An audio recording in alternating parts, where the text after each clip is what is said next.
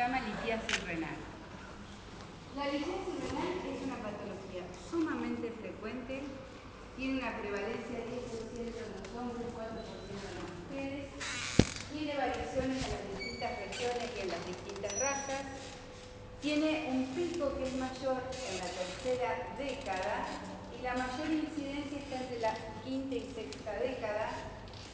Y esto es lo que nos importa. Miren, tiene una recurrencia al año del 14%, a los 3 años del 35% y a los 10 años es mayor del 50%. Entonces, un paciente que ha tenido un cólico renal, y obviamente siempre lo va a recordar por las características intensas del dolor, ustedes siempre piensan que lo puede repetir porque es muy frecuente que recurra.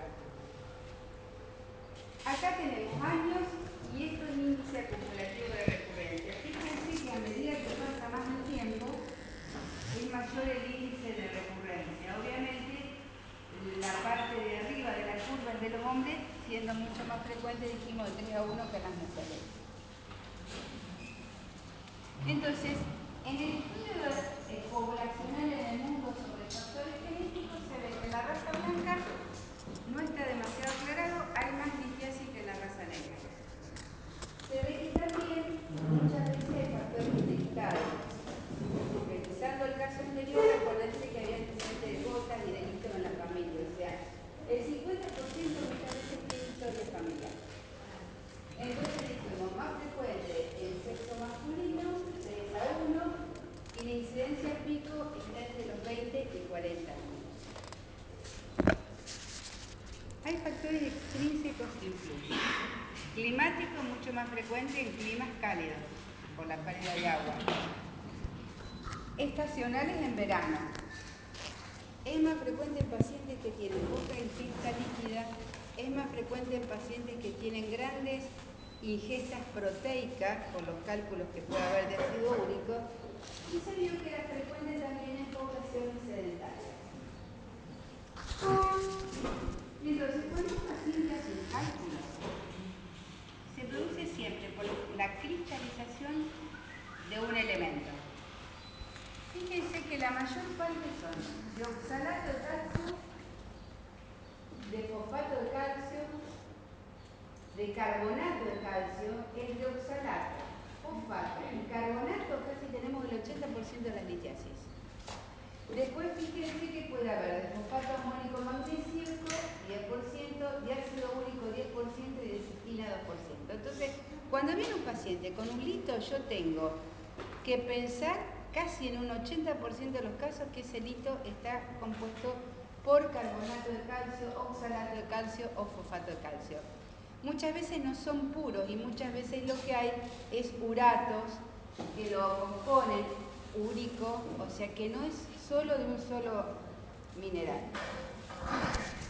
¿Por qué se forma un cálculo? Primero hay un cristal.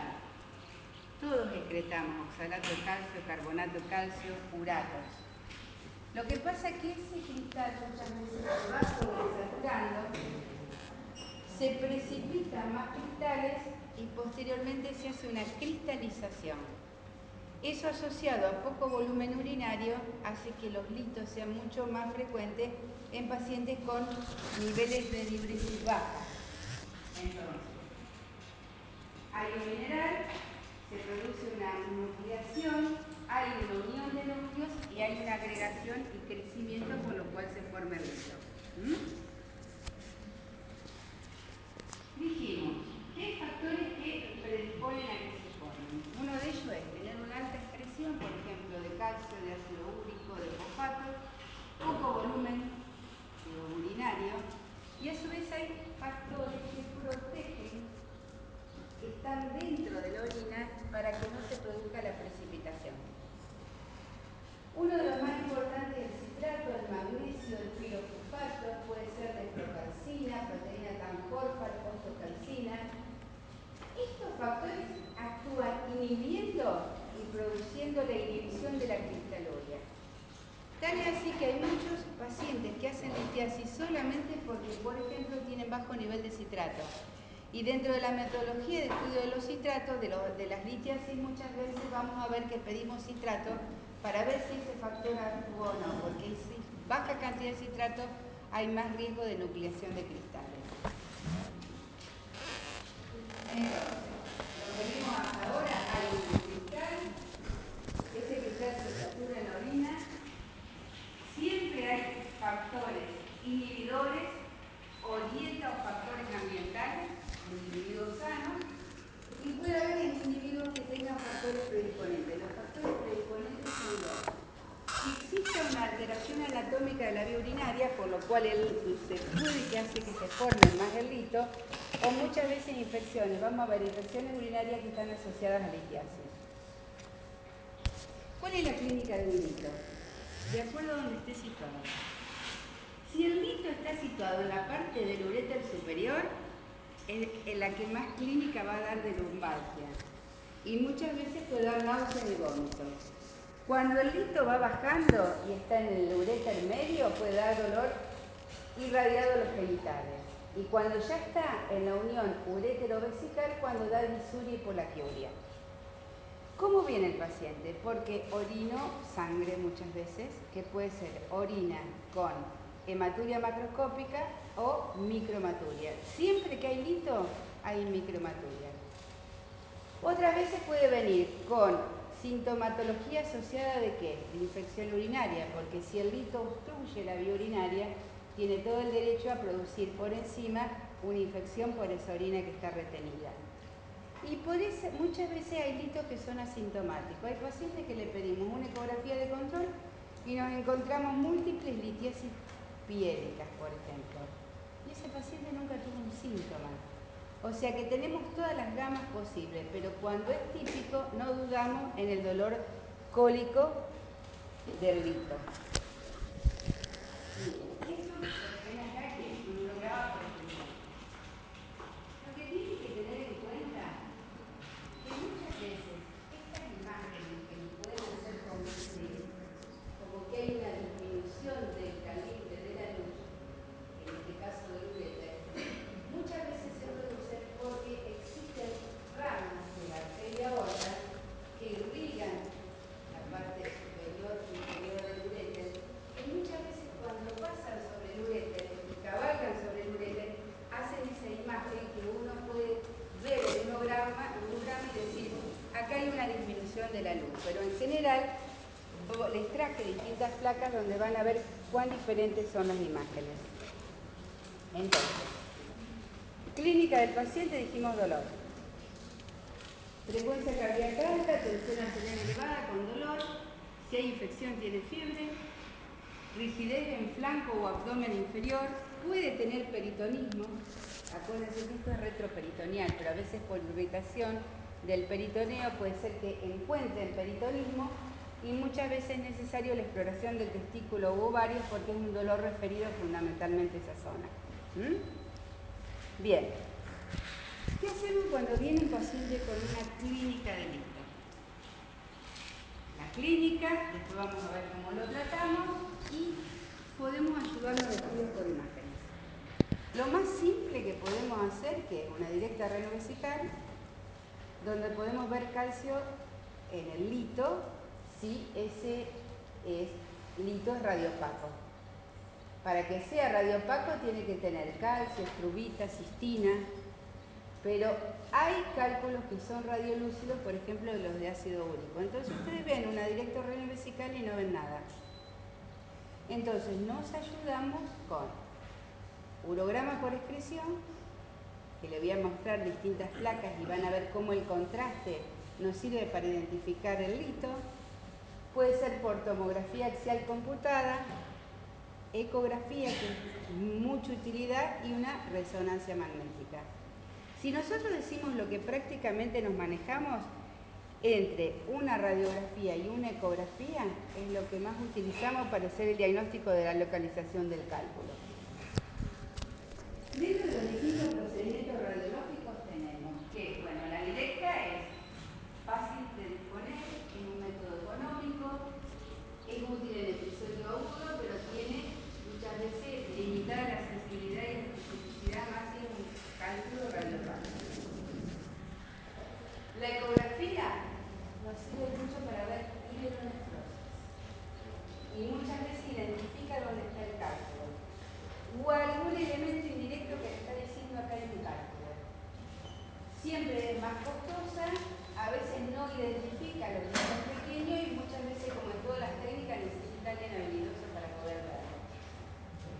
La urografía intravenosa es útil como confirmación diagnóstica y muchas veces para planificar el tratamiento, para ver dónde está el cálculo, necesita contraste radiológico, exposición a rayos y acá tenemos que saber la función renal del paciente. TAC muchas veces diagnostica si esa obstrucción es un cálculo, es un tumor o es sangre. Pero bueno, tiene su alto costo y hay exposición radiológica. Y una RMI que es muy útil en localizar, por ejemplo, determinados litos cuando están en el uréter, pero obviamente no usamos una RMI como método de diagnóstico radiológico para determinar una litiasis. ¿Estamos? Bien. Esta es una directa, son 3 imágenes directas de renovesina. Ahí tienen una imagen que ustedes lo ven en un cálculo que debe tener calcio por la característica. ¿Lo ven? Ahí. Acá tenemos otra litiasis. Miren el tamaño de esa litiasis. Esa litiasis por la característica de estar metida en pelvis. ¿La ven? Un bodoque de calcio. Y esta es una directa renovesical en un paciente que no es un urograma, que no es sustancia de contraste. Y se ve esa imagen. ¿Qué puede ser? ¿Vieron un globo que ocupa toda la pelvis renal? Esa es una litiasis, se llama coraliforme. Son litos que se producen muy grandes y fíjense que está todo ocupado lo que es el sistema pielocalciario. Pero eso no es contraste, sino que es directa renovesical. Puede ser que con esto un paciente que ingrese con dolor pueda identificar y decir ahí tiene un lito. Esta es una urografía endovenosa. La urografía endovenosa le sigue. Ahí ven que hay excreción. Para ver excreción tiene que haber funcionalidad en los dos riñones. Puede ser que un riñón esté obstruido y no pase la sustancia de contraste. Entonces le sirve para ver si está listo, dónde está localizado, si hay una normalidad de la vía urinaria, si hay cálculos radiolúcidos. Fíjense, acá que ven todo el sistema pielocalcial. Y esto es común que ustedes vean. Muchas veces los litos o los uréteres no se suelen ver en toda la dimensión del uréter porque tienen contracción. Pero evidentemente hay pasajes de sustancia de contraste, si no, acá no se vería el contraste en la vejiga. Y esto le sirve también para ver que eso puede ser una imagen que tampoco es clara, porque si yo tuviera una imagen sobre esta, si fuera una litiasis vesical, tendría que tener hidronefrosis, si estuviera bien en la unión urétero-vesical. O sea, acá pueden ver un lito, pero también puede confundir, porque puede ser lito o a veces la materia fecal calcificada que es otro lito. Ahora lo que sí, por más que ustedes vean esas imágenes ureterales que es como que hay stop, fíjense que pasa a sustancia de contraste y si el stop fuera muy manifiesto tendrían hacia arriba la típica imagen de hidronefrosis que no está. Y hay captación renal, señal que hay funcionalidad. Este es otro programa, miren o sea, riñón izquierdo. Fíjense cómo en la sustancia de contraste pasó pelvis, uréter y fíjense lo que es el riñón derecho. ¿Lo ven? Está lleno de litiasis y esas litiasis son tan importantes, no es una litiasis única, son litiasis múltiples, que es probable que ese riñón, ven que no pasa contraste, es probable que eso le produzca anulación total de la función renal. Si yo tengo un riñón que está totalmente obstruido, el uréter, eso con el tiempo supera la presión de filtración glomerular y hace que muchas veces se pierda la funcionalidad.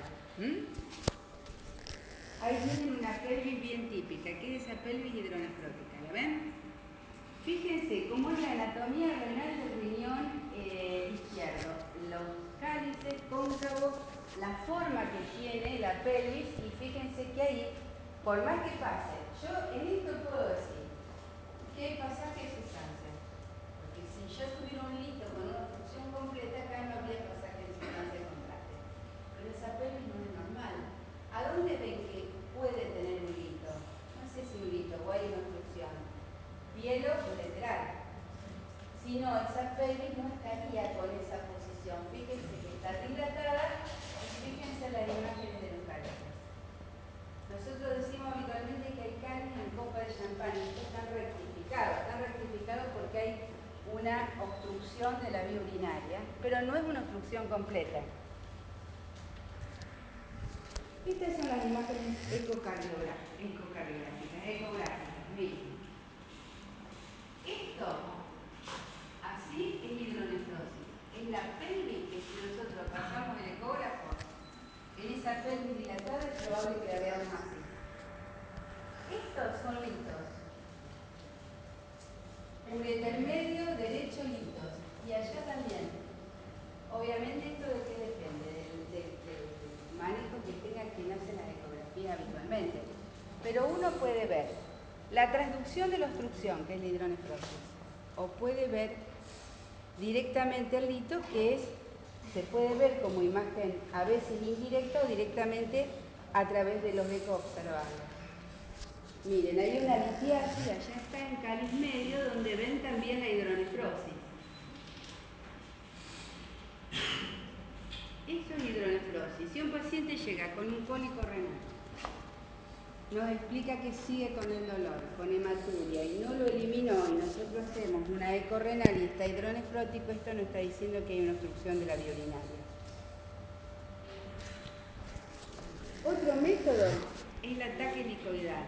No hay contraste, sirve para valorar el dolor agudo, lo que tiene que es muy costoso. De entrada no podemos tener acceso a un ataque helicoidal. Y miren las imágenes. Miren. Esto que ven acá, este riñón tendría que ser igual. Miren lo que es esto. ¿Qué suponen que es esto? Una gran hidronefrosis. ¿Estamos? Allá se pueden ver un lito. Acá también. Esta es la imagen renal. Es mucho más sensible, si se quiere, a la imagen del urograma que vimos nosotros. Y en cierto modo tiene menos contraste también, menos irradiación. Esa es una resonancia magnética. Allá ven lo mismo. ¿Ven esas pelvis? Esas pelvis están totalmente dilatadas, igual que allá. Allá se ve, miren, la hidronefrosis que está generándose en el riñón izquierdo y pasa parte de la sustancia de contraste. Bien. Sigamos con el paciente. Viene un paciente con una sospecha de litiasis. Le hago una directa renovesical y puedo hacer muy fácil un sedimento urinario. En el sedimento urinario podemos encontrar cristaluria. Y a su vez podemos encontrar que en la directa renovesical el lito es radiolúcido. Los radiolúcidos eran de ácido úrico. Tiene que ver muchas veces la característica de la orina, porque los cálculos de urato precipitan en orinas ácidas y en orinas concentradas. Pueden ver que el lito, a lo mejor lo ven en la directa y lo que importa es el tamaño. ¿Vieron esos litos que yo les mostré que son grandes, 2 o 3 centímetros? Esos litos no van a pasar nunca por la vía urinaria. Entonces, lo dividimos en menos de 6 centímetros o más de 6 centímetros. Si es un lito es de menos de 6 centímetros y no causa obstrucción, veo a ver si se elimina o no, porque lo habitualmente es que se eliminen. Puedo ver lo mismo, acuérdense, veo si hay cristales en la orina. Puede haber de oxalato de calcio, de apatita o de estrubita. Y veo el pH de la orina. Acuérdense, si hay pH alcalino, ese es pH muchas veces que precipita el cálculo, pero si hay pH alcalino puede ser por una infección urinaria. ¿Estamos? Siempre mirar la característica del cristal. Y ahora, si es de más de 6 milímetros, lo llamo al urólogo y le digo, acá está con un paciente con una litiasis con un lito de 6 milímetros, que ese lito creo que no va a pasar la vía urinaria. Entonces empezamos a pensar qué maniobra urológica voy a utilizar para tratar de sacarlo, porque eso significa obstrucción de la vía urinaria. No puede haber obstrucciones de la vía urinaria. ¿Estamos? Entonces, como dije, la mayor parte de los litos terminan siendo expulsados espontáneamente, cerca del 80%. Si son más de 6 milímetros, si hay obstrucción, no hay infección, urólogo. Después vamos a ver cómo lo sacan de los distintos lugares.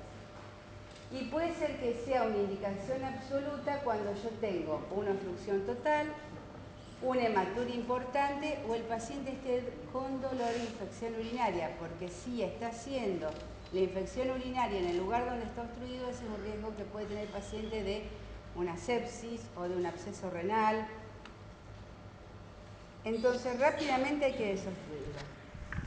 Viene el paciente con el cólico. Mientras tenemos las maniobras de cuándo va a llegar la orina, qué tipo de cristales tiene,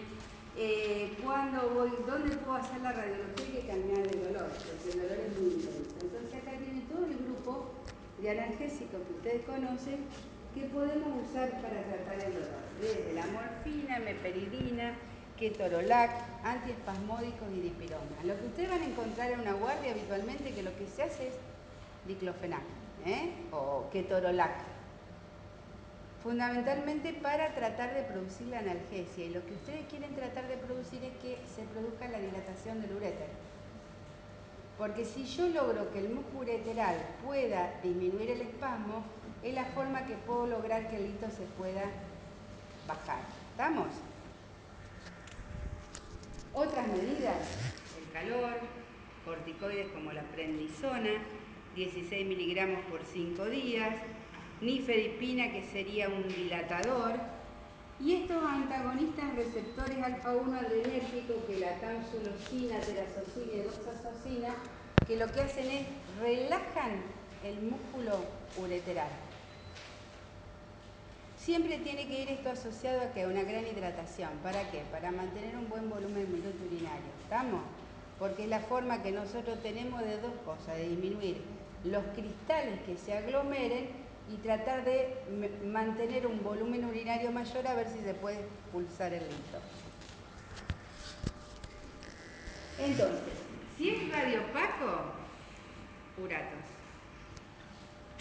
líquidos y analgésicos. Y ese le dije que precipitaran que orina, ácido. Entonces hay que alcalinizar la orina. Y muchas veces se da citrato de potasio, que acuérdense que el citrato de potasio, el citrato, era una sustancia que disminuía la agregación de los cristales. Ahora, si el lito es mayor de 5 milímetros, acuérdense, ese va al urólogo, mayor de 5 o 6 milímetros. Y entonces el urólogo dice, ¿dónde está? Si está en la coraliforme, que es la que yo le mostré arriba, para sacar ese bloque, muchas veces quirúrgico. O lo que se hace es una litotomía percutánea o ondas de choque. Lo que se hace es, a través de un aparato, ondas de choque para ver si se pueden ese cálculo eliminar, y lo que sí puede generar hematuria porque va pasando las piedritas por la vía urinaria. Ahora, si está más abajo, pero en el ureteral superior, y está obstruyendo, insistimos con las ondas de choque. Ahora, si el lito ya pasó, está en el límite entre el uréter y la vejiga, ahí podemos usar alguna maniobra endoscópica. ¿Para qué? Para que metemos un uteroscopio para poder ver si ese lito se sale, o ondas de choque también. O sea, no todos los litos van a cirugía, no todos los litos van a ondas de choque, según donde esté localizado. Eso, ¿quiénes lo hacen? Los urólogos. No es resorte de clínico ni nosotros como nefrólogos. Bien, ahora sí, el lito es menos de 5 milímetros, insisto con la hidratación, puedo colar la orina, otra cosa que le decimos a los pacientes: cuando pasa el dolor, a lo mejor lo va a tener de vuelta el lito. Lo que hace es mirar permanentemente si lo orinó, lo trae, porque se hace un estudio físico-químico del cálculo, o muchas veces le decimos que cole la orina para ver si queda ahí la piedrita metida. Si lo elimina el lito, tenemos que saber dos cosas: si quedó algún lito o cómo quedó la vía urinaria. Entonces, muchas veces, ¿qué hacemos? Una ecografía a las 2 semanas. La ecografía a las 2 semanas nos va a servir fundamentalmente a ver si está hidronefrótico o quedó algún lito. Siempre en litos que el paciente les va a describir. Yo tuve el primero cuando tenía 18 años por la característica del dolor. Es muy frecuente que ustedes vean siempre los litos recurrentes. Doctora, una pregunta. Entonces, ¿el protocolo cómo es? ¿Llega el paciente, le hago una ecografía? No, mira, con la ecografía te va a demorar y el paciente va a estar muy dolorido, no te va a aguantar. Entonces vos lo que haces es buscar una vía porque en general tiene náuseas, tiene vómito y tenés que buscarle una vía endovenosa, lo empezás a hidratar y empezás a hacer analgesia. Cuando el paciente esté, porque si no está muy dolorido, más calmo el dolor, vos paralelamente implementás, si tenés acceso a directa renovesical, si tenés acceso a ecografía y paralelamente le hacemos un análisis de orina. Entonces, paralelamente le hacemos un análisis de orina. Conjuntamente. Pero, no sé lo que es la droga. ¿cómo? Ah, no escuchó. Está bien, todo bien. Entonces lo que hace es el análisis de orina, pero primero lo que va a hacer es calmar el dolor. O lo elimina, o mientras no eliminó va a seguir con el dolor. Y ahí entonces utilizás todos los métodos de diagnóstico para ver el tamaño, la localización, y a veces hay pacientes que lo tenés que internar porque están obstruidos, o con signos de infección urinaria, y entonces el paciente no se puede ir a la casa. Entonces, si hay cualquier grado de obstrucción, fiebre, leucocitosis y piuria, eso te está diciendo que hay que hacer una descompresión urgente. A veces vienen los pacientes, por ejemplo, el caso de que tenga una estenosis completa piel ureteral y que tenga mucha hidronefrosis. Puede ser que ese riñón sea único y entre en anuria. Entonces lo que a veces se hace es el drenaje percutáneo. A veces hacemos lo mismo en insuficiencias renales obstructivas cuando están obstruidos los dos uréteres por cualquier causa. Lo que se hace es una nefrostomía. Como es una bolsa hidronefrótica, se pone una nefrostomía por piel y se drena, porque lo que queremos eso es que drene. Después veremos qué procedimiento usaremos para ver si se puede destruir el lito, pero lo importante es drenar y recuperar la función renal.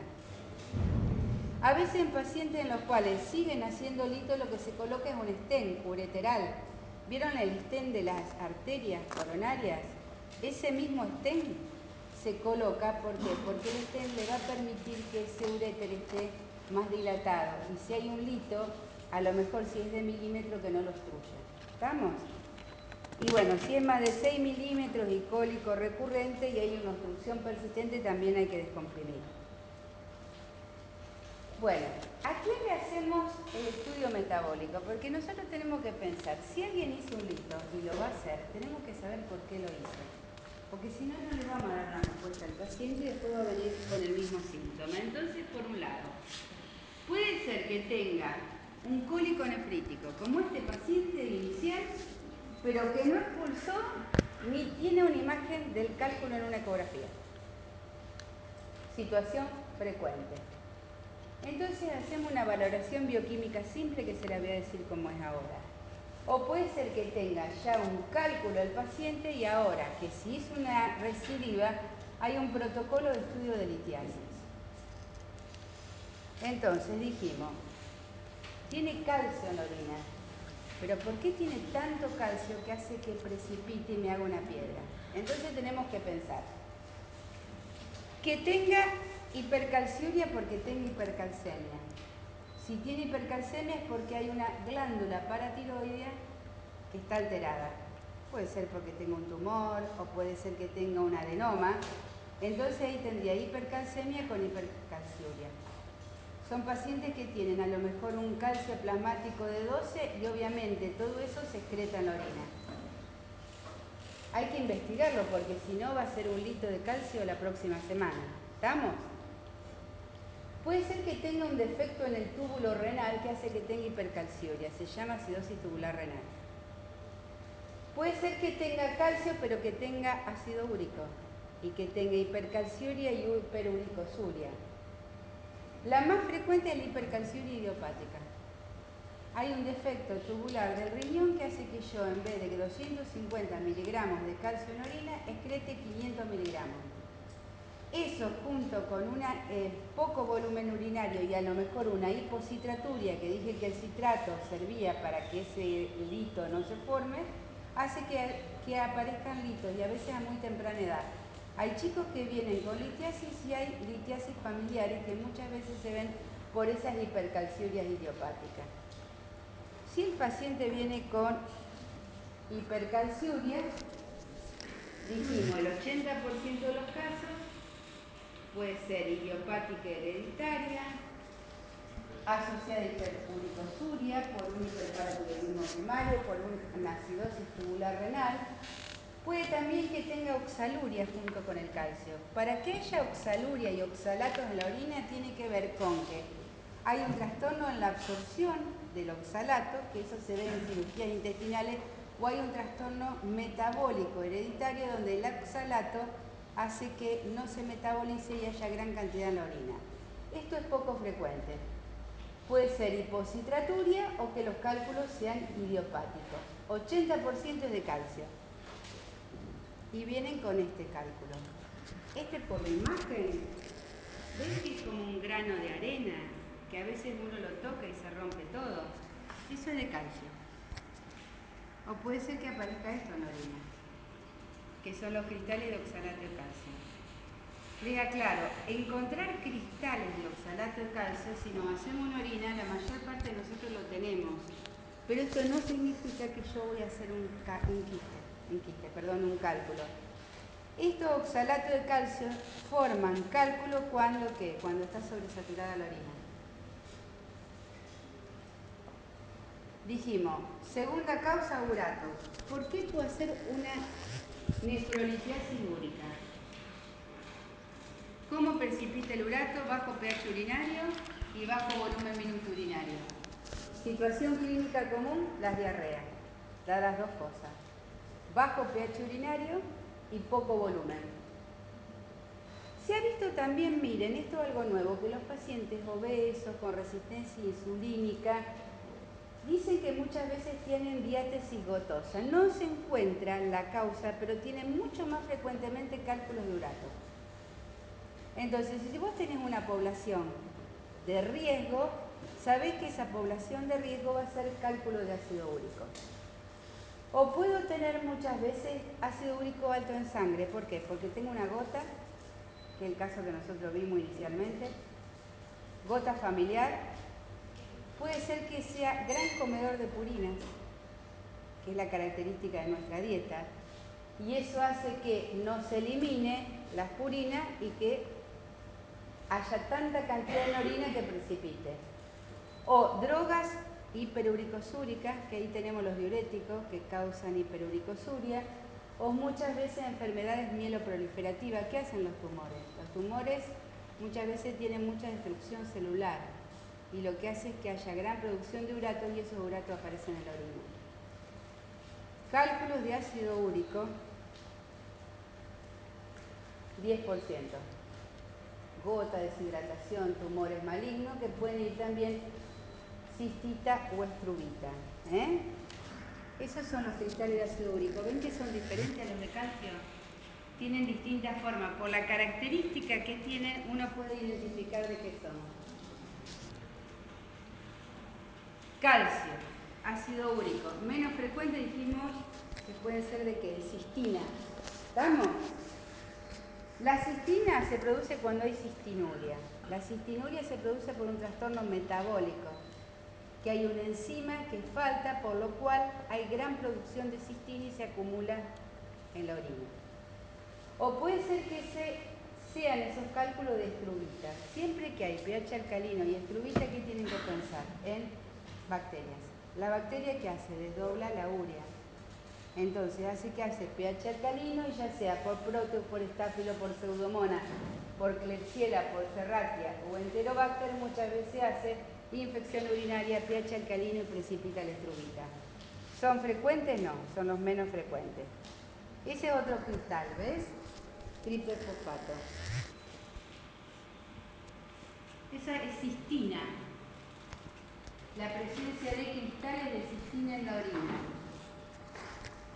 Esto se hace solamente con análisis de orina. Se extrae orina, se pone un portaobjeto, se ve y se ve qué tipo de cristales hay. Entonces, ¿qué pasa con el que hace litiasis renal recurrente? ¿A quién decimos que hace litiasis renal recurrente? Más de un episodio de litiasis y hay enfermedad metabólica. El que hace litiasis renal recurrente yo le controlo con una eco que tiene un calculito. Al otro año el calculito aumentó de tamaño. formó más cálculos o muchas veces el paciente tuvo varios episodios de cólico porque eliminó arenillas. Ese digo que tiene una litiasis renal recurrente. Entonces, en caso de litiasis renal recurrente, ¿qué tengo que hacer? Evaluar. ¿Por qué la está haciendo? Porque si no es muy común que el paciente haga esto. Hace la litiasis, va a la litotricia, lo ve el urólogo, va al otro año, va a la litotricia. Maniobras endoscópicas de liberación del cálculo. Pero si yo no hago estudio metabólico, no sé de qué es. Y si yo no paro este proceso, voy a seguir produciendo cálculos.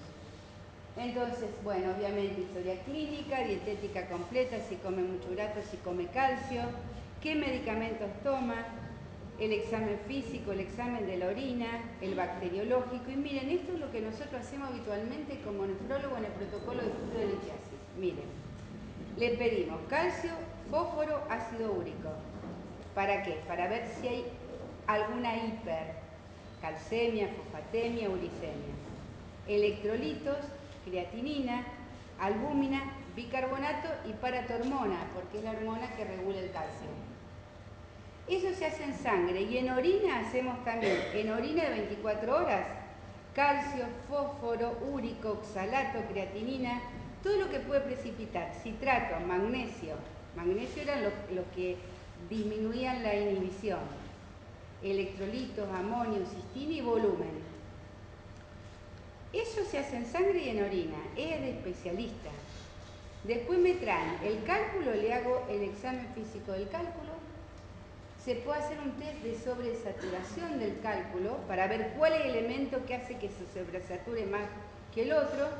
Y posteriormente la ecografía y la pielografía endovenosa. Esto en un primer episodio no. Primer episodio dije, estudio radiológico, si se elimina lo controlo. Segundo episodio, litiasis recurrente, estudio metabólico para ver de qué es. Bien. Lo mismo cuando empezaron los cálculos, si hay antecedentes familiares, metabólicos, infecciones urinarias, medicamentos, ocupación, recurrencia del episodio. ¿Quiénes van a hacer más litiasis cálcica? En general se ven en los de menos de 25 años. Muchas veces tienen brusita también en el calcio. Hay una historia de enfermedad cálcica. Muchas veces hay una anormalidad anatómica. Y siempre hay patología de formación de litos. O medicación asociada con formación de litos. Y el riesgo en los pacientes unirrenos con litiasis. ¿Qué alteración anatómica? Cualquiera de la vía urinaria le puede generar más riesgo de que se impacte un cálculo. Cualquiera de ellas. Que tenga un divertículo, que tenga un riñón en herradura, que tenga un ureterocele, una estenosis ureteral. Cualquier causa que tenga la vía urinaria alterada anatómicamente puede ser una de las causas por la cual se precipita el cálculo. Enfermedades asociadas, todas son las metabólicas asociadas con litiasis. Vamos a hablar de las más comunes. ¿Cuál es la que habitualmente nosotros vemos? La gota primaria, la lisis celular en los casos de los pacientes que tienen tumores o que van a tener un tratamiento antineoplásico, el hiperparatiroidismo. En general son esas enfermedades habituales las que nosotros vemos asociadas con litiasis. Siempre piensen en drogas. Hay drogas que producen hipercalciuria. Los corticoides, la furosemida, dan hipercalciuria.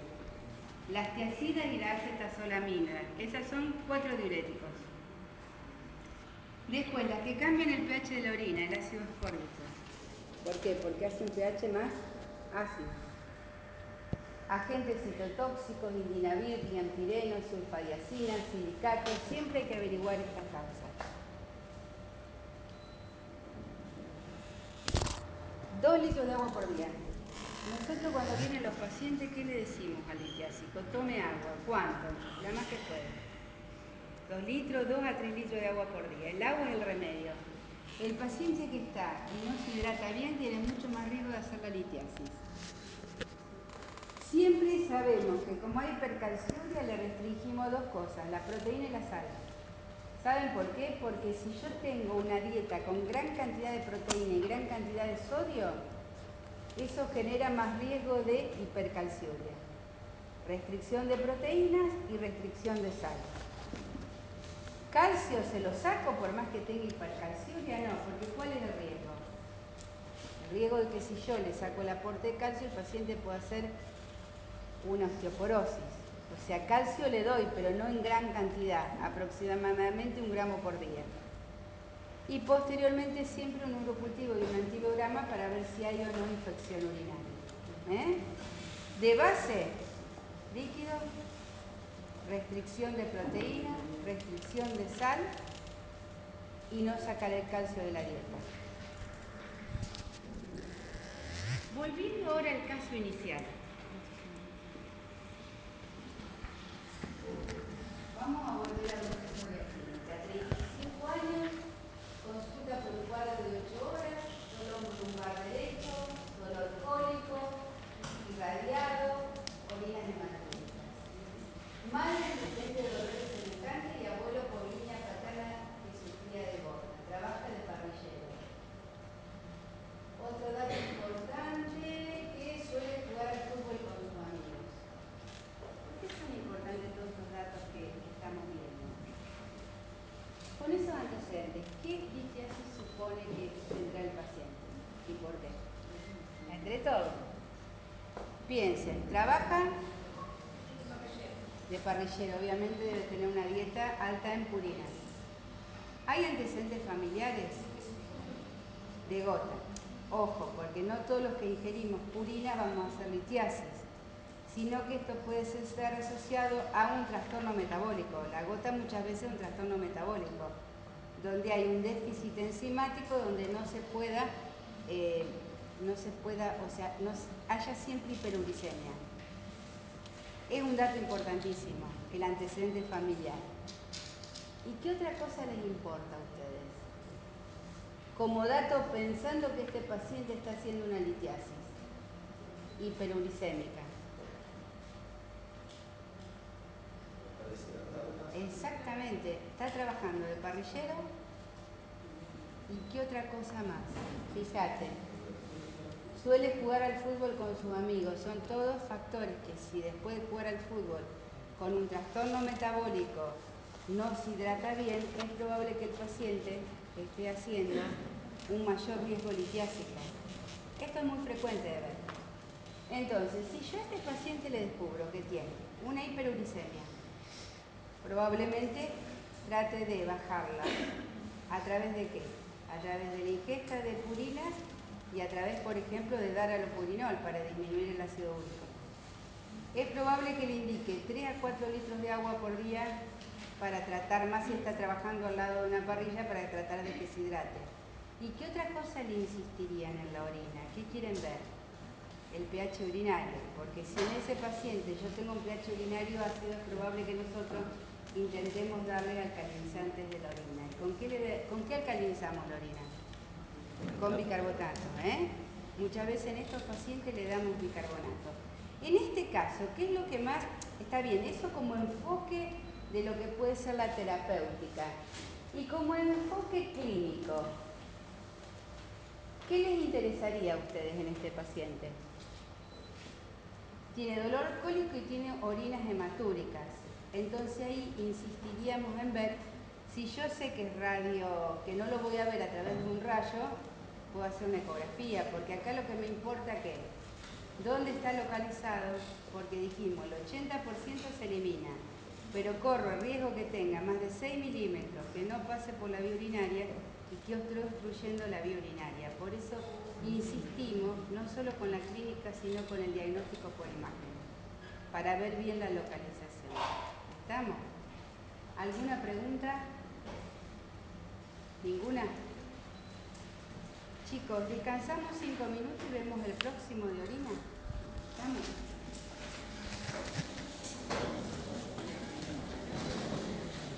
El tema de la orina, hasta mañana estuvieron viendo que abdomen clínico y electrólisis, ¿no? Bien, bien. Entonces, un análisis de orina se lo pueden hacer en cualquier lado. Forman parte del examen bioquímico de rutina y les da muchísimos datos. Entonces, lo más importante que ustedes sepan es analizar algo tan simple como un análisis de orina. ¿Estamos? Y muchas veces sirve para entrar de diagnóstico de todas las enfermedades renales y muchas veces el seguimiento clínico de todas las enfermedades renales. Ustedes vienen, le dan o le muestran un análisis de orina. Lo primero que ven, la parte físico-química, ¿no es cierto? Y entonces le dicen un ítem, densidad.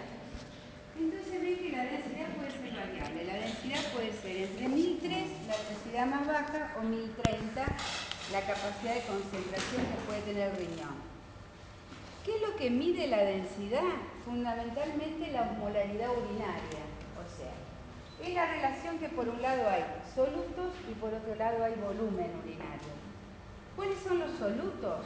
Puede ser proteína, glucosa, exógenos como el manitol, el dextran, que puede haber diuréticos, que puede haber contraste. Obviamente todos esos elementos aumentan en la orina y hace que podamos tener un aumento de la osmolaridad.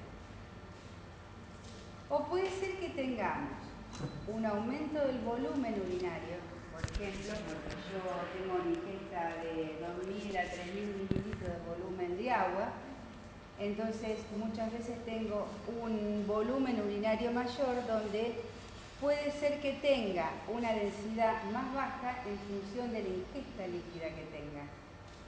Y puede ser que tenga una ingesta de líquida más baja o que haya pacientes que disminuyen el volumen urinario, como por ejemplo el caso de las oligurias, y vamos a encontrar densidades más altas. O sea, la densidad es variable y no siempre indica una densidad baja que estemos ante un cuadro patológico, porque depende fundamentalmente del volumen urinario que pueda tener un paciente. Ahora, si yo tengo un paciente con una nefropatía crónica y de golpe me encuentro con una densidad que va disminuyendo, puedo pensar que ese paciente puede tener alterada la capacidad de concentrar, que es lo primero que aparece en el caso de una insuficiencia renal. Entonces, en una insuficiencia renal, tener una orina con densidad baja y sostenúrica, estoy hablando de que ese paciente tiene alterada la capacidad de concentrar. Pero entonces, el rango es variable y el rango es variable dentro de lo fisiológico renal. Otra cosa que nosotros tenemos que aprender a leer es ver el pH. O sea, podemos tener un pH que tiene una variación que depende fundamentalmente de la dieta en condiciones fisiológicas. Habitualmente, como nuestra ingesta es proteica, tenemos un pH que ronda los 4,5, 5. Pero tenemos todo el derecho a tener un paciente vegetariano que tenga 7,8 porque hace una dieta vegetariana. Pero a su vez hay alteraciones del pH producidas por patologías también. Por ejemplo, en un paciente que tenga una acidosis metabólica, una de las expresiones que vamos a tener de ese trastorno ácido-base es tener acidosis urinaria, pH bajo, o en los pacientes que tienen gran cantidad de ingesta proteica. Encontrar pH alcalino puede ser producido por gérmenes, como les dije anteriormente, que son los que desdoblaban la urea, porque tenían ureasa y generaban un pH alcalino, muchas veces diuréticos o tratamiento con álcalis. O muchas veces lo que hacemos es tratar de usar distintas sustancias, como les dije antes, en el caso de la litiasis, para alcalinizar o acidificar la orina. Habitualmente el aspecto de la orina, si ustedes lo miran, es un aspecto claro. Ahora, si ya viene el paciente y dice orino turbio, o ustedes ven el examen físico-químico y ven orina turbia, tienen que pensar que hay elementos. Esos elementos pueden ser bacterias, esos elementos pueden ser proteínas, cristales, leucocitos. Ahora, si yo tengo un paciente que tiene turbidez por proteínas, después vamos a ver cómo lo estudiamos. O si yo tengo un paciente que viene con orina turbia y a su vez tiene piocitos y leucocitos en la orina, eso nos hace pensar que está con una infección urinaria y es necesario pedirle un urocultivo. Ningún dato solo aislado es el que sirve, sino cómo vamos interpretando todos los datos que van apareciendo en una orina común.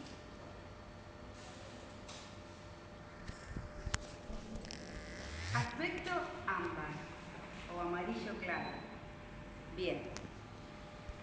Puede ser que la orina venga de color roja porque tenga pigmentos, el pigmento L o el pigmento del músculo, que es la mioglobina, o porque directamente tenga sangre, que son glóbulos rojos. Puede ser que la orina, nosotros lo vemos habitualmente en insuficiencia renal, el pis es blanco. Eso muchas veces se ve en pacientes con alteración de la capacidad de concentrar o en pacientes en los cuales tienen un muy alto volumen urinario con diuresis alta. Puede ser que vea la orina naranja porque tenga pigmentos biliares o porque haya drogas, por ejemplo, como la rifampicina. Puede ser que vea orina de color verde porque siempre pienso o pigmentos o bacterias como las pseudomonas, o orina negra, que es un trastorno poco frecuente de ver, que hay un trastorno a nivel de las porfirias.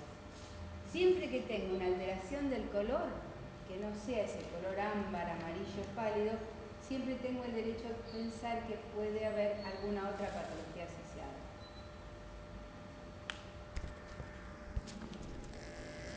Si yo digo que tengo una orina y encuentro cambio en el color y encuentro que lo que tengo es mioglobina, para que la mioglobina pase y aparezca en la orina, tiene que haber una gran producción. Y esa gran producción se produce cuando hay rhabdomiólisis, porque la mioglobina está dentro del músculo. Entonces, muchas veces si yo pienso que hay mioglobinuria por rhabdomiólisis, lo que tengo que averiguar es la característica del suero y si ese suero hay alteración de las enzimas que están hablando de rhabdomiólisis. ¿Cuáles son las enzimas? CPK, LDH, GOT. ¿Estamos? Ahora, si yo tengo en una orina bilirrubina, hemoglobina, ¿la hemoglobina de dónde viene? Que pueda tener dos cosas. Hemoglobinuria, porque haya hemólisis, o puedo tener hemoglobinuria porque haya sangre en la orina. Siempre que hay hemoglobinuria tengo que pensar, una de las posibilidades es hemólisis. Entonces lo que se hace en un contexto de un paciente que pueda tener una hemólisis, lo que necesito que es confirmarlo a través de un frotting en sangre periférica, si ven formas hemolíticas, y si hago de aumento de enzimas, por ejemplo la LDH con disminución de la optoglobina o hemoglobina libre. No es normal que haya mioglobinuria y no es normal que haya hemoglobinuria. Si hay, es porque está superado la capacidad de reabsorción que hay de la hemoglobina y mioglobina, que en general se da en procesos donde hay gran producción. La bilirrubina puede ser directa o indirecta. La directa tiene la característica que atraviesa el filtro glomerular y está aumentada ¿en qué? ¿Cuándo va a haber hiperbilirrubinemia y aumento en la orina? Cuando hay una ictericia obstructiva, por ejemplo. ¿Estamos? Si no, la indirecta no pasa. Después, urobilinógeno. El urobilinógeno puede estar presente en la orina, pero depende de la cantidad. El producto de la degradación intestinal de la bilirrubina. Puede haber una excreción aumentada en el caso que haya una hemólisis o disminuida en el caso que haya una ictericia obstructiva. Glucosa, ¿hay habitualmente glucosa en la orina? No. Si ustedes encuentran glucosuria, puede ser por dos causas. Porque está superado el umbral de reabsorción de la glucosa porque hay hiperglicemia, que eso lo ven en donde, en un cuadro de diabetes. Podemos diagnosticar una diabetes a través de una glucosuria, o que haya un trastorno tubular en la reabsorción de la glucosa y por eso hay glucosuria. Habitualmente nunca tiene que haber glucosuria. Y cuerpos cetónicos pueden aparecer cuando hay cetoacidosis diabética, cetoacidosis alcohólica o muchas veces en ayunas. Entonces, bilirrubina directa aparece en la orina cuando hay mayor producción de bilirrubina, ictericias y causas obstructivas hepáticas.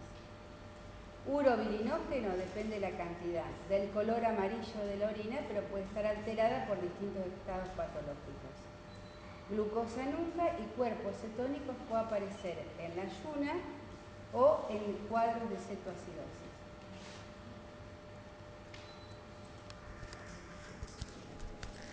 ¿Qué puede haber como elemento orgánico en la orina? Bilirrubina no, lo que pasa es la bilirrubina directa no, estando en los valores normales.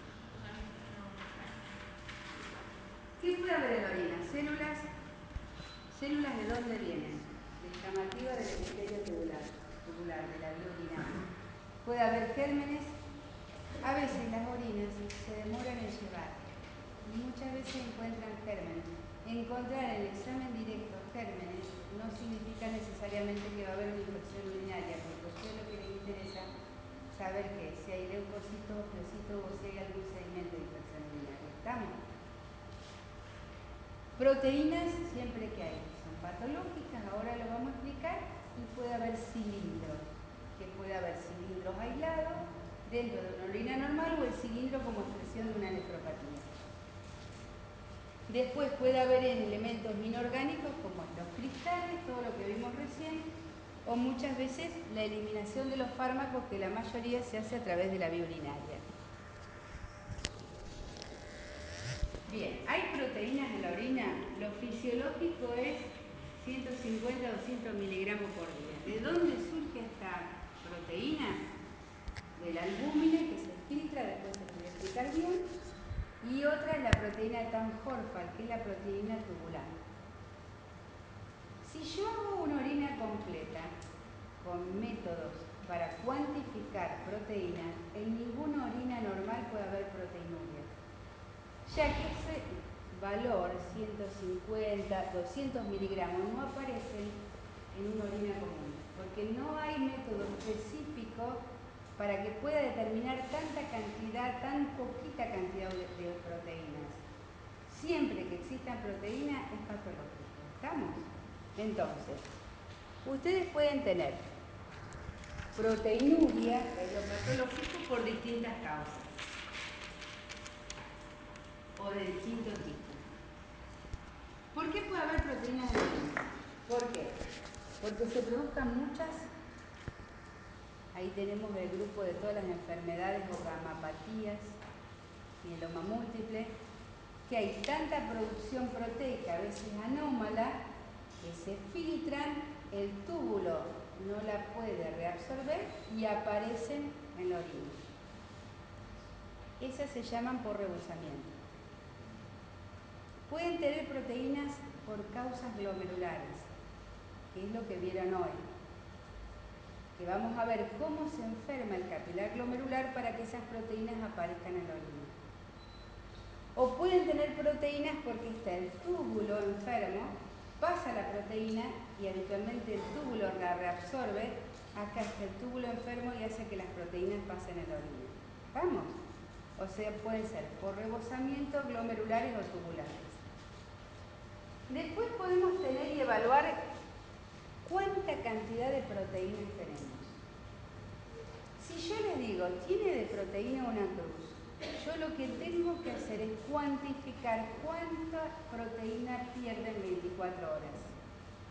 Y eso lo hago a través de un test que se llama proteinuria en orina 24 horas.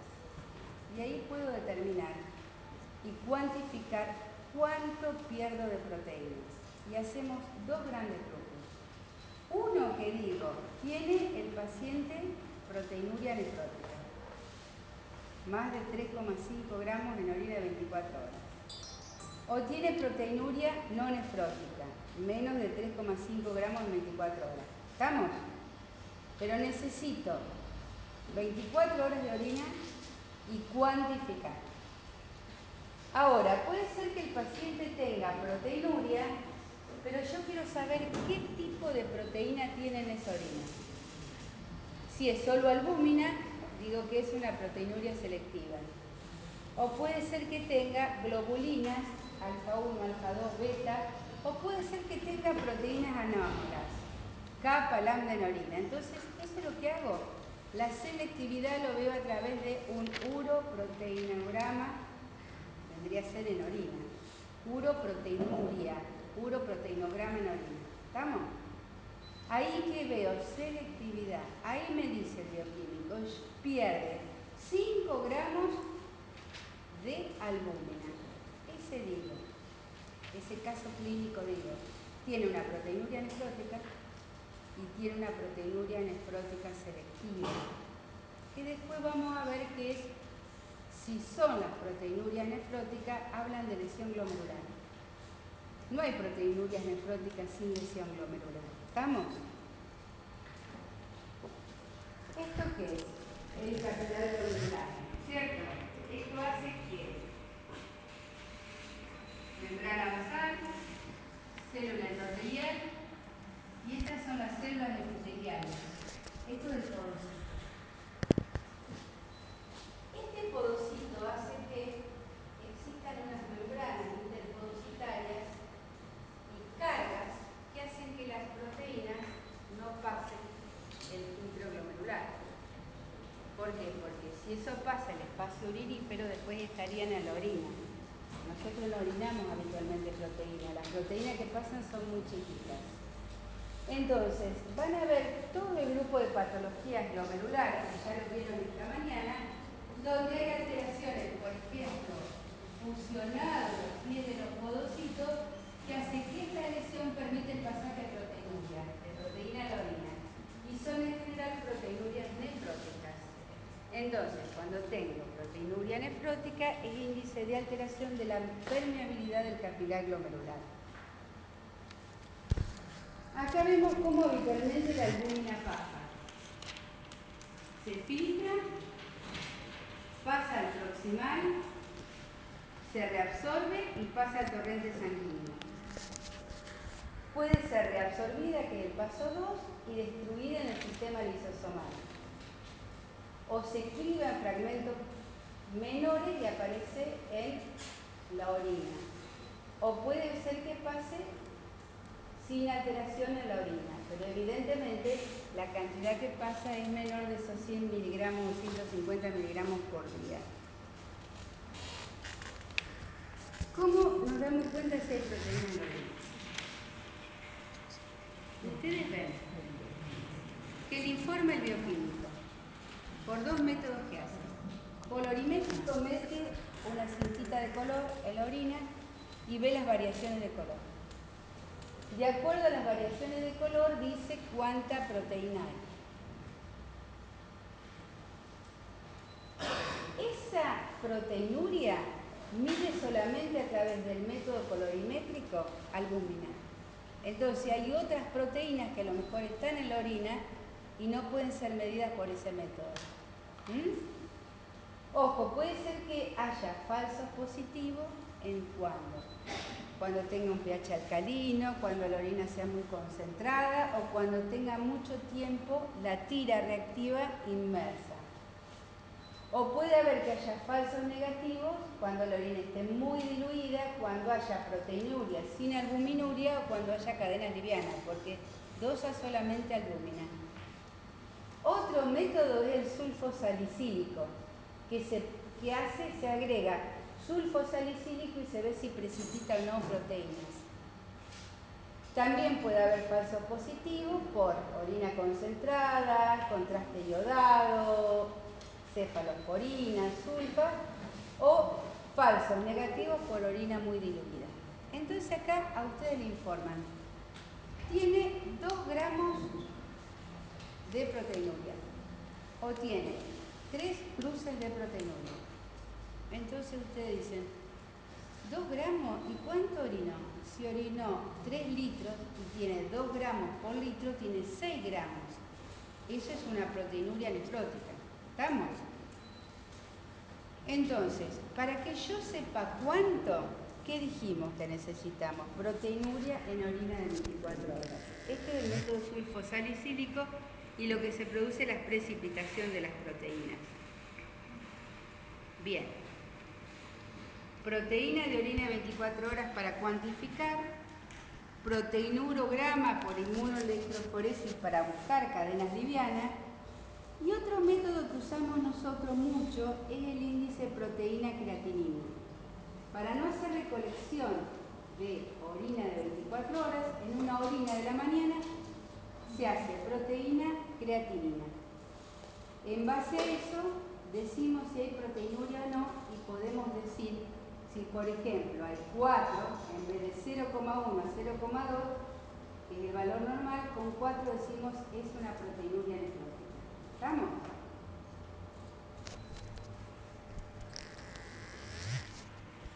Sepan que en cualquier enfermedad renal tener proteinuria es signo de progresión. Si yo tengo un paciente con una enfermedad glomerular, tiene 10 gramos de proteinuria y este tiene una enfermedad glomerular y tiene 2 gramos de proteinuria, la cantidad de proteína es índice de progresión. ¿Saben por qué? Porque muchas veces esa proteinuria genera lesión tubular y produce muchas veces cambios histológicos, acúmulos lisosomales, citoquinas, factores de crecimiento. Son todos los mecanismos que ustedes lo van a ver la semana que viene de progresión e insuficiencia renal. Sepan que tener un paciente proteinúrico, mientras más proteinúrico esté, va a generar más progresión a insuficiencia renal.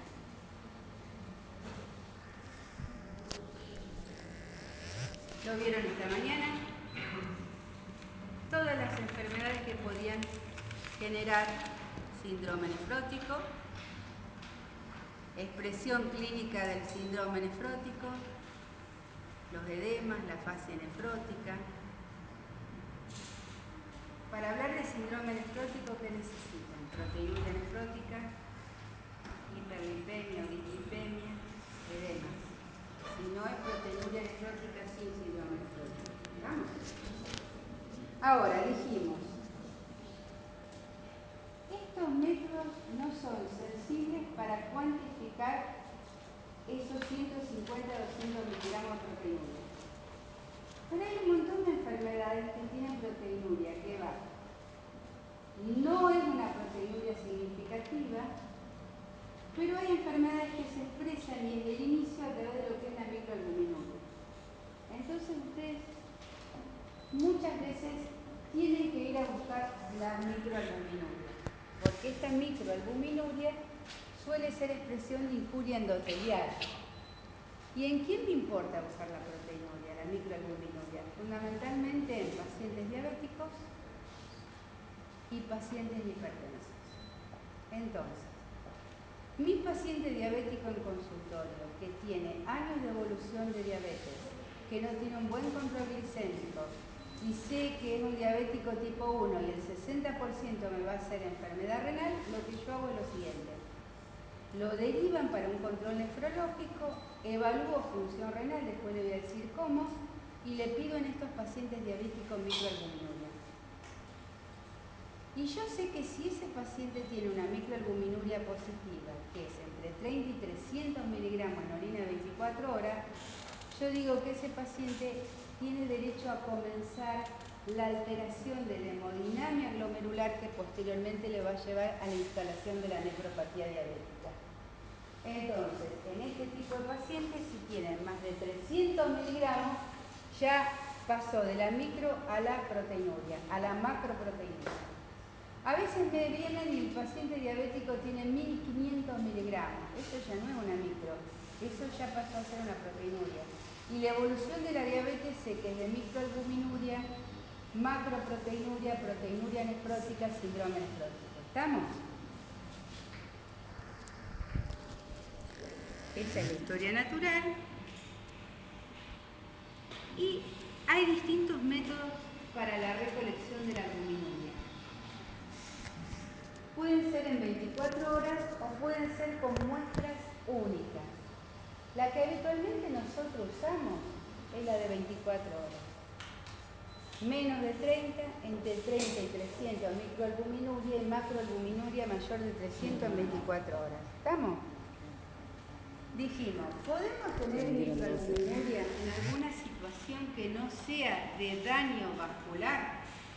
Puede haber microalbuminuria, por ejemplo, en pacientes que hacen un ejercicio intenso, en pacientes que comen mucha proteína por cambio hemodinámico, pero si no, muchas veces aparece ya sea porque hay una diabetes, hay hipertensión, hay insuficiencia cardíaca, y muchas veces pacientes que tendrían microalbuminuria no aparecen porque están haciendo tratamiento para disminuir la microalbuminuria. Ustedes sepan que diabéticos que tienen microalbuminuria, uno utiliza drogas para que disminuya la microalbuminuria. Y una de esas drogas que alteran la hemodinamia glomerular son los IECA, porque producen una vasodilatación de la arteriola eferente, alteran la hemodinamia glomerular, disminuyen la presión intraglomerular y hace que no haya microalbuminuria. ¿Estamos? Es uno de los mecanismos terapéuticos que nosotros utilizamos para enlentecer la progresión a la insuficiencia renal. Proteínas las dejamos de lado. Siempre que existan, les queda el concepto que son patológicos. Porque nosotros después vemos el final, que pacientes que pasaron con una enfermedad glomerular asintomática y vemos la cola que es la insuficiencia renal. Glóbulos rojos en la orina, hasta 3 o 4 por campo. El bioquímico mira, el portaobjeto encima y mira y cuenta. Ahora, si yo tengo más de 4 glóbulos rojos por campo, digo, este paciente, ¿qué es lo que tiene? Microhematuria. Puede tener gran cantidad de glóbulos rojos y sangre en la orina que le da hematuria macroscópica. Viene y le dice el paciente orino sangre. O ustedes pueden investigar a través de una orina que el paciente está con microhematuria. Entonces, ¿qué es lo que interesa a usted en una orina con hematíes? Saber de dónde vienen los glóbulos rojos. ¿Los glóbulos rojos de dónde vienen? Pueden venir de que tiene uno una enfermedad de glomérulo, que esto esté roto, y el capilar glomerular. Acá tenemos los glóbulos rojos dentro del glomérulo, ¿no es cierto? Hay una enfermedad de la membrana basal y cae el glóbulo rojo al espacio urinífero. Cuando pasa por el glóbulo, por la pared capilar, se deforma, hace el glóbulo rojo crenado, y esa decimos que es una hematuria glomerular. ¿Qué dato tengo en la orina para hablar de hematuria glomerular? Encontrar cilindros hemáticos, porque el cilindro ¿de dónde viene? De arriba, de la proteína de Tan-Horfman. Y encontrar glóbulos rojos dismórficos, que son esos glóbulos rojos que tienen forma o ratoncito de Mickey, y esos son dismórficos. Esos vienen de arriba, es hematuria glomerular.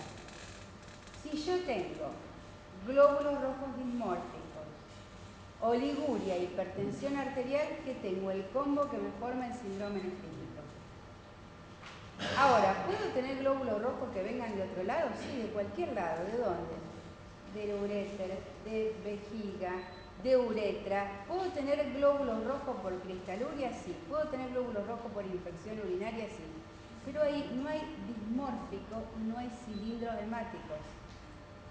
Si no, el bioquímico me va a expresar 15 glóbulos rojos por campo. Y si esa hematuria tiene que ver con sangre, me va a decir gran cantidad de hemoglobina y gran cantidad de glóbulos rojos. Hemoglobina y glóbulos rojos, digo, es hematuria ¿de dónde? De la vía urinaria. Y ahí empiezo a pensar diferente. Cuando a mí un paciente me lo derivan porque tiene glóbulos rojos en la orina, yo lo primero que hago es investigar de dónde puede venir y pido un examen clínico para ver si hay cilindros hemáticos con contraste de fase y hematíes dismórfico. Ahora, si ya tengo hematíes dismórfico, obviamente si tengo proteinuria y tengo hipertensión, me voy por el lado de las enfermedades glomerulares. ¿Estamos?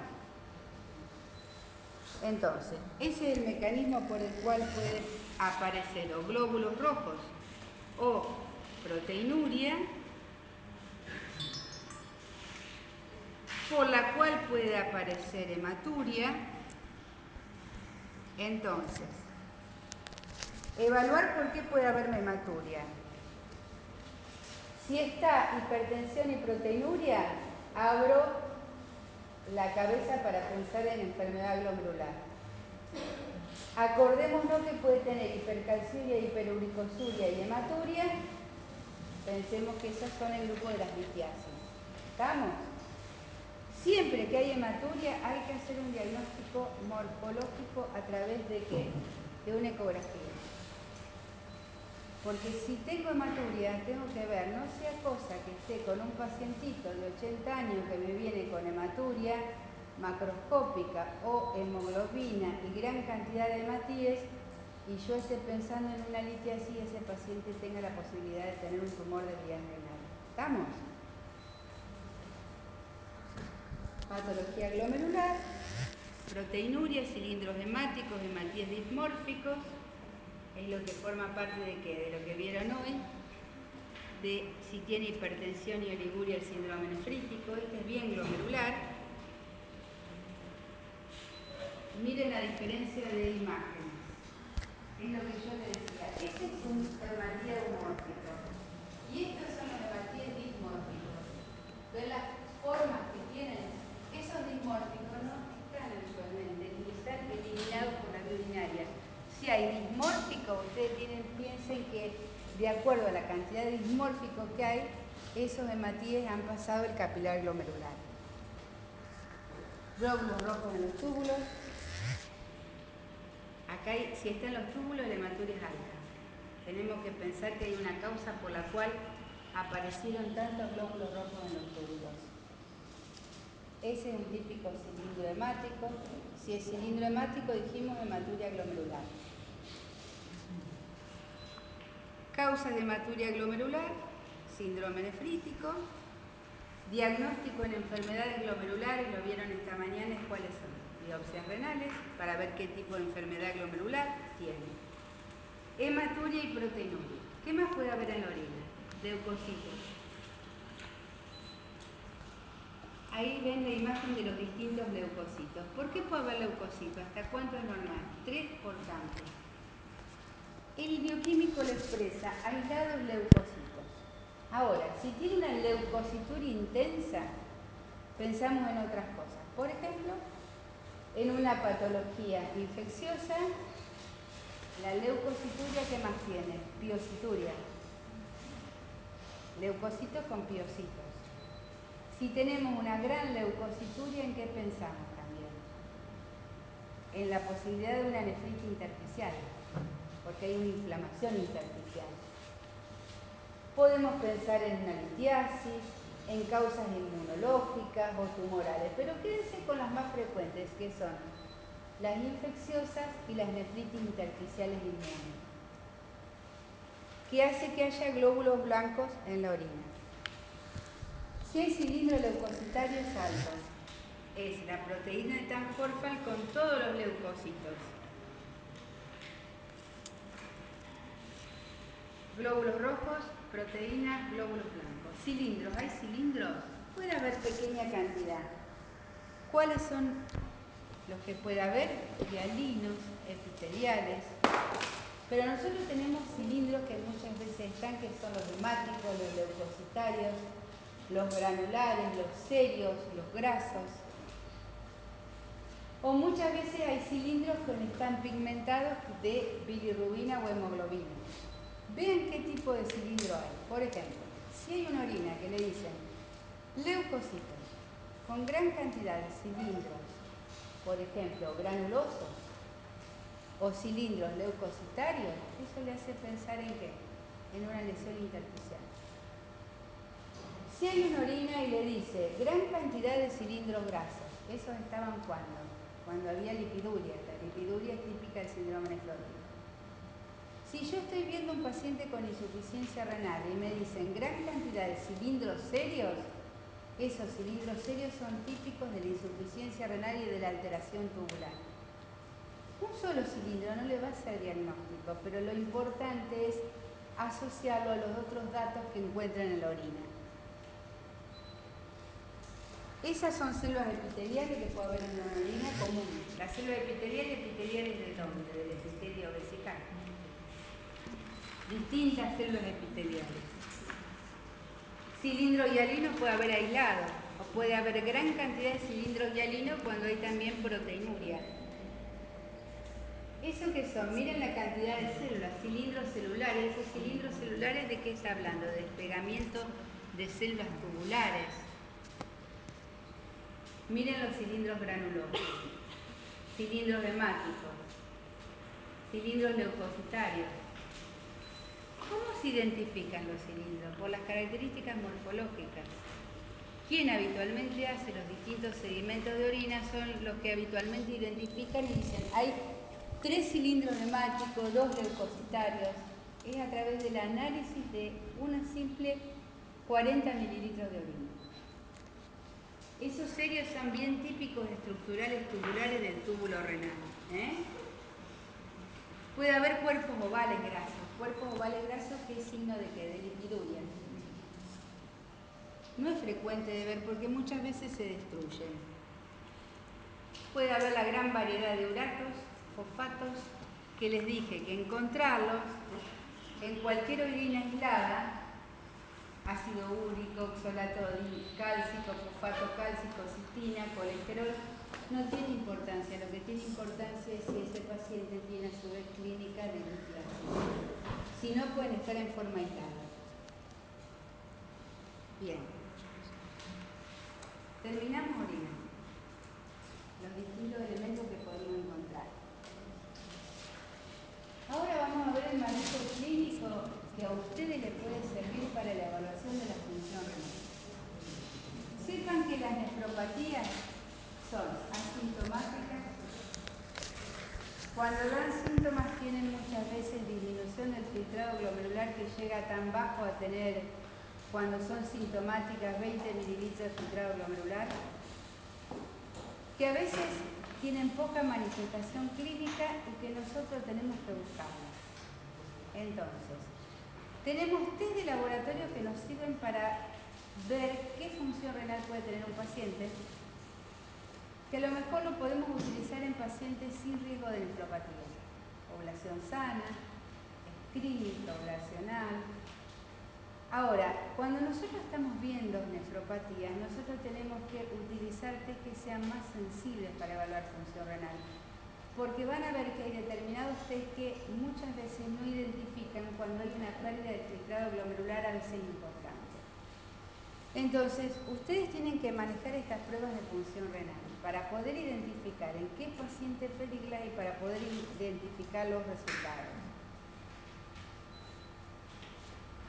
Ustedes saben que, bueno, en el adulto se filtra 500 mililitros por minuto, se filtran 120 mililitros por minuto en la membrana glomerular y el filtrado glomerular contiene menos de 10 miligramos de proteína. Esto es una clase especial, sería de fisiología renal, pero bueno, esta no es lo vienen de antes, lo de fisiología renal, entonces lo que quiero ahora es que sepan identificar los distintos test. Para que se pueda producir un buen funcionamiento renal tiene que haber flujo sanguíneo adecuado, filtrado glomerular, función tubular normal y que no exista obstrucción de la vía urinaria. ¿Cuál es la función renal? Fundamentalmente regular la homeostasis del medio interno a través de la formación de orina.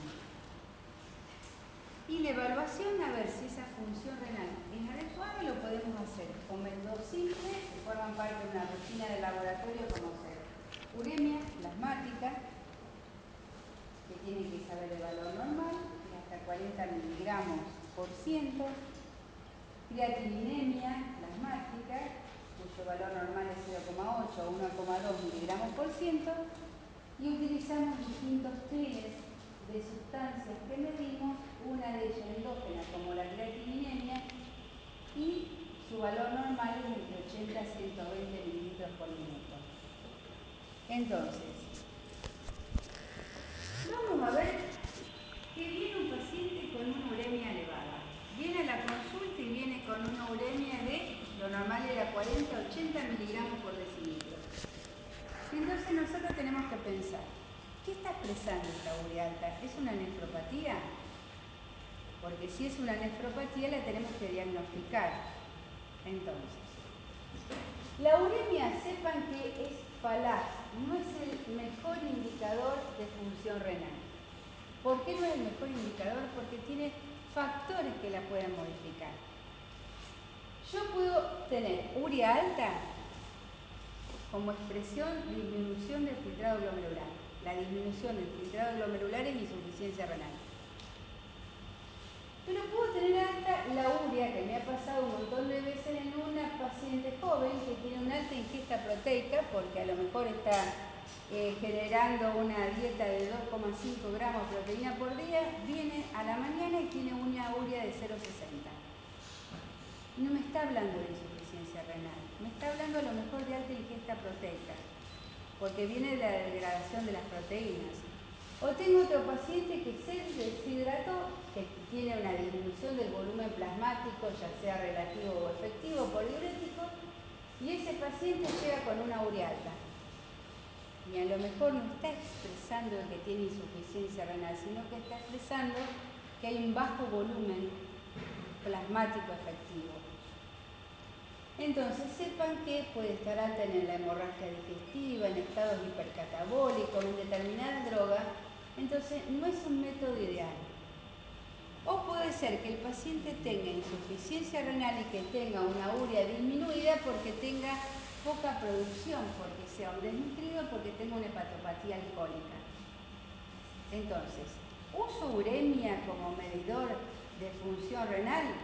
La puedo usar porque forma parte de un análisis de orina, de laboratorio habitual. Pero en pacientes que tienen factor de riesgo de enfermedad renal no sirve sola. Ni tampoco sirve para decir, usted tiene una insuficiencia renal si tiene una urea alta. Necesito otro elemento, como ser la creatininemia. ¿De dónde viene la creatinina? De masa muscular. Entonces, tener 2 miligramos por decilitro puede significar disminución del filtrado glomerular, pero puede ser que tenga creatinina alta porque sea un paciente muy musculoso, porque toma creatina, porque sea un varón. Entonces, en esos pacientes puedo tener creatininemia al límite y no ser necesariamente insuficiencia renal. O tener un viejito con una insuficiencia renal importante y no hace creatininemia alta. ¿Saben por qué? Porque no tiene masa muscular. Entonces, puedo tener una creatininemia de 1,80 y me está hablando de una franca insuficiencia renal. Porque sea un amputado, porque tenga atrofia muscular, o sea que tampoco es un medidor ideal. Obviamente, las mediciones ideales de filtrado glomerular lo hacemos a través de otras sustancias. La sustancia ideal sería fundamentalmente a través de un marcador que tuviera la capacidad de meterse a hacer filtración glomerular y que no tuviera elementos que le generaran, por ejemplo, secreciones tubulares, reabsorción tubular. Eso en la práctica clínica habitual no lo utilizamos porque esa sustancia ideal se hace fundamentalmente a través de ¿qué? De una sustancia como es la inulina. La inulina, si dijéramos, es el método ideal para medir filtración glomerular, pero la inulina es exógena. Entonces, tendríamos que usarla en forma experimental, que es lo que se hace habitualmente en laboratorios para medir función renal. Entonces, ¿qué es lo que haríamos? El clearing de inulina. Ese clearing de inulina sería filtrado, reabsorbido la inulina y eliminada la orina. Para hacer un clearing, ¿qué necesitamos? Sustancia en sangre, sustancia en plasma y volumen minuto urinario. Entonces, como dijimos que eso es de laboratorio, lo que usamos habitualmente es una sustancia endógena. La sustancia endógena sí es la creatinina. ¿Qué necesitamos para hacer un clearing de creatinina? Creatininemia, creatininuria y volumen minuto urinario. ¿Cómo recolectamos para hacer una creatininuria con orina de 24 horas? Entonces le decimos al paciente lo siguiente.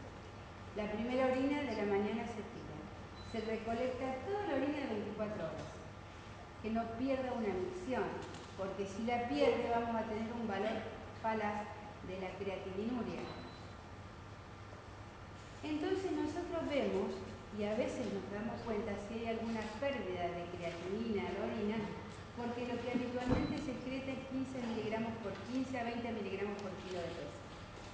Entonces, evaluamos cuánta creatininuria tiene. Y entonces decimos, ¿usted juntó bien la orina? No, porque yo fui de cuerpo, entonces perdí, tuve diarrea. Entonces eso no sirve porque nos está haciendo perder el valor de la creatininuria.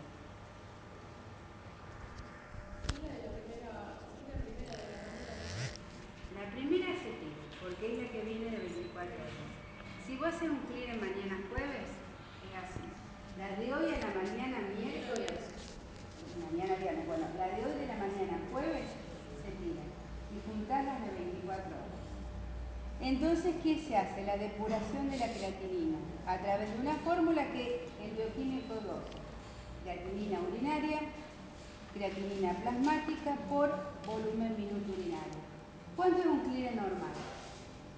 Se tiene que dar a una mujer 80-90 mililitros. Un hombre musculoso, grandote, 100 mililitros. Si a mí viene el paciente y me informa 80 mililitros de función renal, yo puedo afirmar que este paciente tiene un clear normal. Ahora, si ese paciente viene y leo que tiene un clear de 60 mililitros, ¿qué quiere decir? Que estoy perdiendo la filtración renal porque hay una disminución del filtrado. Voy entrando dentro de todas las patologías que me producen insuficiencia renal. Ahora, es más precoz porque yo puedo tener un paciente que tenga 50 mililitros de filtrado, o sea que perdí la mitad del filtrado y recién ahí aumenta la creatininemia. Entonces, si yo quiero diagnosticar enfermedad renal crónica, grado 1, grado 2, necesito tener una medición a través de un índice de filtración glomerular y a través de un clear de creatinina. ¿Por qué? Porque a través solamente de una creatinina voy a dejar un montón de enfermedades que disminuyeron el filtrado glomerular y no son tan sensibles para explicar esa disminución de filtrado. ¿Me entienden? Si ustedes me dicen, ¿cuál es el método ideal que usted utilizaría? Si yo tengo nefropatía y estoy incontrolando un glomerular y le pido proteinuria en 24 horas que me hagan un clearance, porque yo a lo mejor tengo 60 mililitros de clearance, perdí 30% de función renal y todavía tengo creatininemia normal. Estas son las determinaciones que pueden alterar el clearance, imprecisión en la recogida de orina. Y hay otro elemento. Cuando el paciente va disminuyendo la función renal, hay una secreción tubular de creatinina. ¿Qué es lo que quiere decir esto? Que como compensación va aumentando la creatininuria y yo tengo pacientes que si le haría una inulina, que es el ideal, tengo 40 mililitros de clearance. Y si yo le hago una creatinina, un clearance de creatinina, tengo 50 mililitros porque hay una secreción tubular. ¿Saben lo que hacemos muchas veces? Bloqueamos esa secreción tubular de creatinina con simetirina por 48 horas. Le damos el medicamento y después le decimos, recoja orina de 24 horas y ahí medimos creatininuria.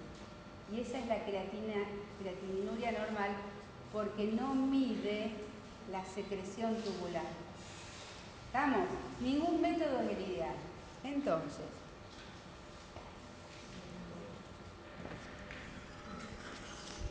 ¿qué es lo que usamos también en la práctica diaria? Ecuaciones matemáticas.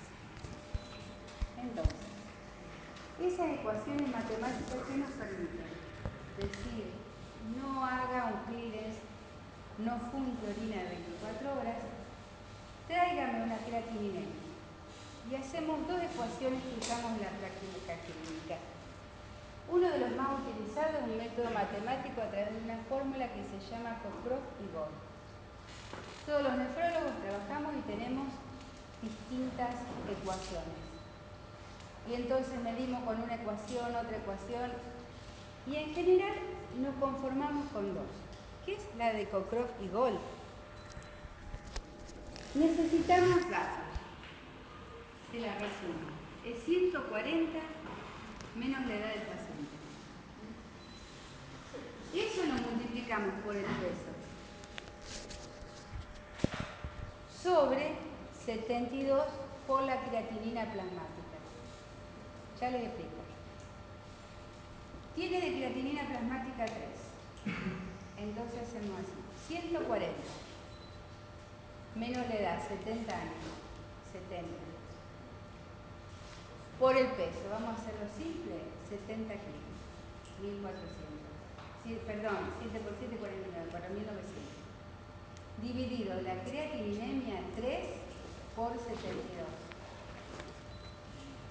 Supóngase que me da, dijimos arriba, 4000. Bueno, 120 no debe dar más. Entonces eso me da 30. ¿Qué quiere decir 30? Que ese paciente, si lo equiparo a filtrado glomerular a través de un clearance de creatinina, ese paciente con esta fórmula matemática que se llama Cockcroft y Gold tiene 30 o 40, quiere decir que tiene 40% de filtrado glomerular. ¿Qué quiere decir tener 40% de filtrado glomerular? Tener enfermedad renal crónica. Entonces, es un método indirecto a través de una fórmula matemática que a través de creatinina, edad y peso puedo sacar lo que significa filtración glomerular. Otra fórmula matemática que usamos es el MDRD. Acá ya necesitamos fórmula para hacerla, porque no es tan fácil hacerla manualmente.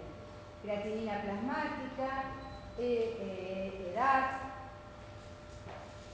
Y entonces, utilizando esa fórmula, también podemos decir, nos da 50 o 60. Acá en el hospital estamos usando mucho MDRD. ¿Qué significa? Yo tengo un paciente, sé que tiene riesgo de nefropatía vascular, diabético, hipertenso, infecciones urinarias. Entonces lo que se hace es lo siguiente. Más de 60 años, colocan creatinina. Y el laboratorio mismo me dice MDRD más de 60. El MDRD se informa como más de 60 o menos de 60, no como el otro que lo calculo, el Cockcroft. Más de 60 o menos de 60. ¿Eso qué quiere decir? MDRD más de 60, estoy dentro de los pacientes que tienen función renal normal. Aunque, ojo, hay una etapa entre 60 y 80 que no la miden. Y después abajo le dice, los laboratorios de acá, si usted tiene un MDRD menos de 60, consulte a un nefrólogo, consulte a su médico. ¿Qué quiere decir? El paciente le va a decir y usted dice, mire doctora, me salió esto y me doy cuenta que está mal.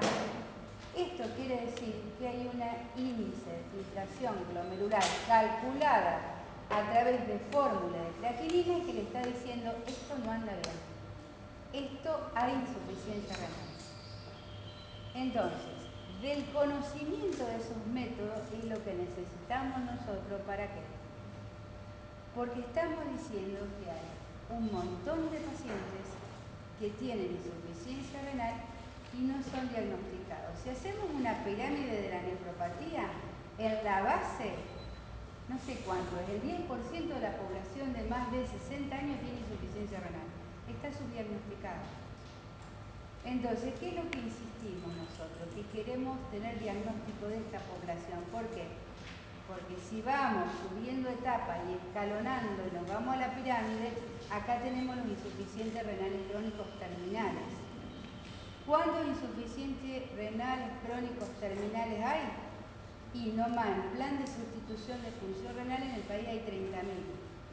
En lista de espera hay cerca de 6.000 pacientes. Entonces, ¿cuál es la idea? En pregrado, diagnóstico precoz de las nefropatías. ¿A través de qué? Del conocimiento académico, pero del conocimiento tan simple de lo que significa una orina completa, una creatininemia, una uremia, un MDRD, un poco. ¿Estamos? Entonces, de eso se trata, de poder trabajar en forma temprana para la prevención de la nefropatía. ¿Entendieron esto? ¿De los té y todo? Bueno, nada.